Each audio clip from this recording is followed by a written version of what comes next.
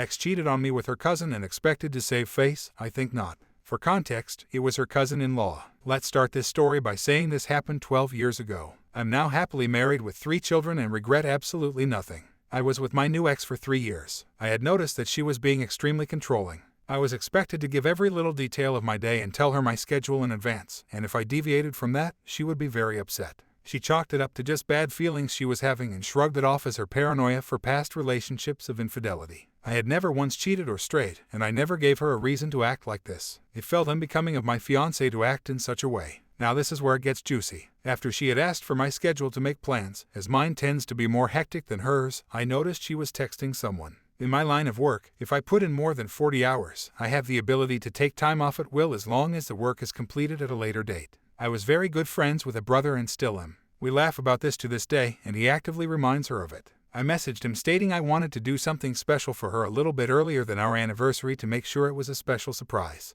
They both worked in the same fabrication facility. He was a fabricator and she a shipping manager. He was kind enough to let me know her schedule. That's where the discrepancy falls into place. Without my knowledge, she was forgoing overtime. She worked 12-hour shifts Monday through Friday, with the exception of Wednesday, when she would only work half a day. She had been taking Wednesdays off right around the time that she started getting extremely controlling. Lucky for me, I had stacked several days of leisure time up, so taking a Wednesday off for me was not an issue. A few days go by, and Wednesday's here. I put on my work gear and leave for work. I was expecting her to leave as our apartment complex had 2 exits on the same road I could see directly across from a shopping center, so I parked my car near the back and waited. After about an hour, I noticed a very specific red Mustang with a specific decal on the back window. It was her cousin by marriage. I had also done my due diligence to take an old laptop, which we kept on our desk in an office area with a full view of the living room, bedroom door, and bathroom plus the kitchen. I had set it up for remote access and had it alert me when the webcam noticed movement. Giving her the benefit of the doubt, I thought he may be dropping something off or coming over to assist her with something, as her family sometimes does. Sure enough, a message came through, so I remote into my laptop.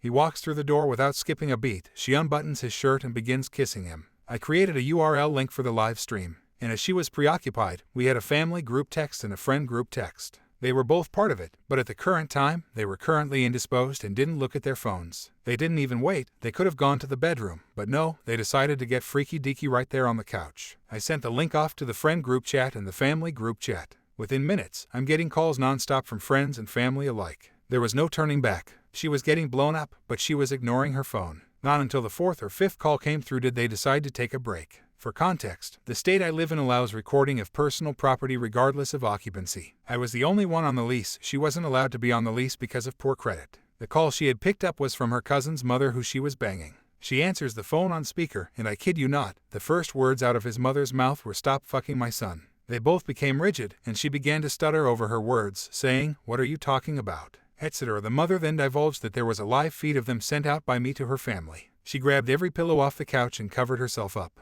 The cousin staggered off, trying to put on his pants and shoes, just to trip himself up and bang his head off of my coffee table, leaving it with a divot. By this time, I had made my way to the front of the apartment complex. I was there to greet the adulterer as he came out of the front exit. He froze and began to cry, apologizing profusely. I'm not going to lie, what happened afterwards wasn't my best moment, and I nearly got into legal trouble if it weren't for the fact that he was trespassing on private property. Let's just say I had a cast for 6 weeks, and he wasn't in any family photos for months. I went up to the apartment, where she was now fully clothed and crying inconsolably. I asked her if it was snot or cum on her face. Then I told her not to answer because it didn't matter anyway. I gave her 1 hour to remove all her belongings, as again, everything in the apartment was mine except for clothes, some makeup, and a few kitchen utensils. Her mother would not let her move in, as she was just filled with embarrassment. Same for her brothers, and the cousin's mother kicked her son out. Rumor spread around our town very quickly, and for a lack of better words, she was untouchable.